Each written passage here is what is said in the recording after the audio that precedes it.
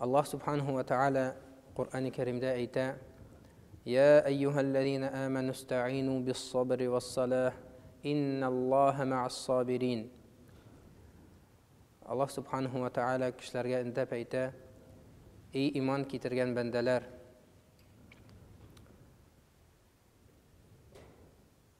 sabırlık bilen hem namaz bilen özügizge Allah Teala'dan yardım sırağız." Yani Allah Teala ayta: "İsta'inu", aun, yardım. Allah Teala'dan yardım sırağız. İst ol sırauga kursata. İst bulgan fiillerde ol sırau degan söz. İsta'inu, aun, yardım sırağız özügizge nerse bilen bis sabri was salat degan. Sabırlık bilen hem namaz bilen. Şunun için galimler aytarlar şu ayetning tefsirinde Allah Teala iki sebep itken mümin Müslümanlarga yardım iter için. Yani namaz hem sabırlık. Şunun için Peygamber sallallahu aleyhi ve sellem ayta bir hadisinde: "Eğer de kişi aytsa, bela kaza kilse kişiye hem ol şul kişi şul vakitte aytsa: inna lillahi ve inna ileyhi raciun. Allahumma ecurni fi musibeti ve ahlif li hayran minha." Allah subhanahu wa ta'ala özüne aybetrek aybirin birir. Yani kişi ayetini okusa inna lillahi ve inna ileyhi raciun derslikte biz Allah subhanahu wa ta'ala'nınki ve derslikte biz ana qaytayacak biz Allahumma ecurni fi musibeti, Allah subhanahu wa ta'ala'dan kişi sırrı benim musibetimde, benim belemde, kazamda bana ecrin bir ve ahlif li hayran minha, hem anardan yaxşırak aybir bana Allah subhanahu wa ta'ala bir. Eğer de şulay kişi aytsa, şul vakitte, bela kaza tişken vakitte Allah subhanahu wa ta'ala ecrin birir, hem vakit uzgaş aybetrek aybirin birir. Neşek ol bula? Mesela Peygamber sallallahu aleyhi ve sellem'nin vakitinde bir sahaba var idi. Ol sahaba büyük sahabalardan hem Peygamber sallallahu aleyhi ve sellem bilen Mekke'den Medine'ye küçken sahaba. Ol hem onun hatını ikev Mekke'den Medine'ye küçkeş bir vakittan soň şol sahaba vafat bula. Hem onun hatını bigrek de yarata tırgan bula irin, yani şol sahabasın. Ana ettiler sahaba ölgeç, nişlerge bilmiyor ol. Hatını yalğız da kalgan şunda var halde yaşaydılar elle. Kingeşni tınlap ol aytta inna lillahi ve inna ileyhi raciun. Allahumma ecurni fi musibeti ve ahlif li hayran minha. O aytta min şol sözlerini aytam til bilen, lakin yürek bilen başka birler turunda oylagan diyen köbürek indi. Yürekte kim indi benim irimden kim yaxşırak bulurga kişi mümkün tügül ol. Bütün sahabalardan Abu Bakr'da, Umar'da birisi bir tırmaydı şul sahabını, şul hatını için indi. Hem uzak utmi Peygamber sallallahu aleyhi ve sellem jibere ilşisin şul sahabatının, şul hatın kızının kolun sırap. Yani Peygamber sallallahu aleyhi ve sellem özün hatınga itip ala özüne, şul hatınga ilene. Elbette Peygamber sallallahu aleyhi ve sellem bütün sahabalardan da hebetirek. Allah subhanahu wa ta'ala neşe gitken, uylamagan yaktan, bir ketmegen yaktan Allah subhanahu wa ta'ala birgen. Şolay etip bizning vaqtda da nindi de bolsa qaygı hasret kişiге düşse, işindemi, gailədemi, birer kim ölse mesela, balası ölse, etisi ölse, nisi ölse, nindi de bolsa аварияга эләксә, төрле әйберләр була бит инде. Шул вакытта Пәйгамбәр саллаллаһу алейхи ва саллям әйткәнчә, иннамас сабру инда садматил ула. Дөрестән дә сабырлык ул беренче кайгыда, ягъни кайгы хәсрәт төшкән вакытта менә шунда сабырлык күрсәтергә кирәк. Бер айдан соң түгел, бер атнадан соң да түгел. Ул әлбәттә. Вакыт узгач бөтен кеше сабыр итә инде.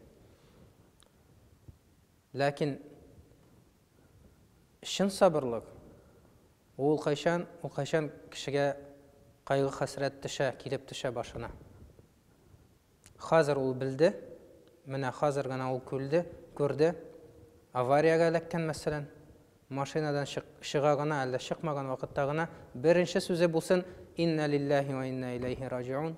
Аллаһумма аҗурни фи мусибати ва ахлиф ли хайран минха. Ай, ни булды? Алай түгел. Инна лиллаһи ва инна илейһи раҗиун. Аллаһумма аҗурни фи мусибати ва ахлиф ли хайран минха. Теле арамасын шул сүзләрне әйтеп. Һәм күрәсез, Аллаһ субханаһу ва тааля ничек кайгы хәсрәтне үзе, Аллаһ субханаһу ва тааля сабырлыкны да бирә, һәм анардан яхшырак әйберне бирә. Аллаһ субханаһу ва тааля әлбәттә шул кешегә бирер әйбәтрәк машина. Кешесе үлгән булса, Аллаһ субханаһу ва тааля башка кешеләр янына китерер. Сез уйламагыз, кешенең әнисе үлсә мәсәлән, Аллаһ субханаһу ва тааля шуның белән тәмам аның кешеләре бетте. Әлбәттә, әнине бер кеше дә алыштыра алмый, ләкин Аллаһ субханаһу ва тааля кешенең йөрәгенә тынычлык бирер, балаларын бирер һәм башка әйберләр. Шуның өчен, кадерле кардәшләр, шул хадис турында, шул аятлар турында онытырга тиеш түгел без. Бу аятлар үле кешеләр өчен иңдерелмәгән. Бу аятлар фәрештәләр өчен дә иңдерелмәгән. Ләкин бу китап, Кур'ан Кәрим, ул безнең өчен. Һәм Пәйгамбәрнең саллаллаһу алейхи ва саллямның сөннәте ул безнең өчен. Юаллимукумул китаба вал хикма. Аллаһ субханаһу ва тааля әйтә Пәйгамбәр саллаллаһу алейхи ва саллям турында, ул сезне китапка өйрәтәм һәм хикмәткә. Хикмә әйтерләр тәфсирдә, ул нәрсә? Сунна. Пәйгамбәр саллаллаһу алейхи ва саллям өйрәтә Кур'анны һәм сөннәтне, аль-китаб вал хикма. Безнең өчен ул хадислар, бу аят, шул Бакара сурасындагы аят сабырлык турында һәм башка аятлар. Имам Ахмад әйтә: мин Кур'ан Кәримдә күрдем, сабырлык турында 90 мәртәбәдән күбрәк Аллаһ субханаһу ва тааля зикр итүен. 90 мәртәбәдән дә күбрәк Аллаһ субханаһу ва тааля сабырлык турында Кур'ан Кәримдә әйтә. Кем өчен? Безнең өчен. Аллаһ субханаһу ва тааля кешеләргә тормышларын җиңеләйтер өчен. Һәм Пәйгамбәр саллаллаһу алейхи ва саллям кем өчен бу хадисларны кемгә калдырган? Безнең өчен.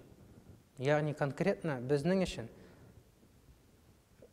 Менә шул Ахмад өчен, менә шул Габдулла өчен, менә шул Ринат өчен, менә шул Илсур өчен. Аллаһ субханаһу ва тааля шул кешеләр өчен һәм Пәйгамбәр саллаллаһу алейхи ва саллям шул кешеләр өчен шул хадисларны әйткән. Ягъни дөрестән дә ул шулай.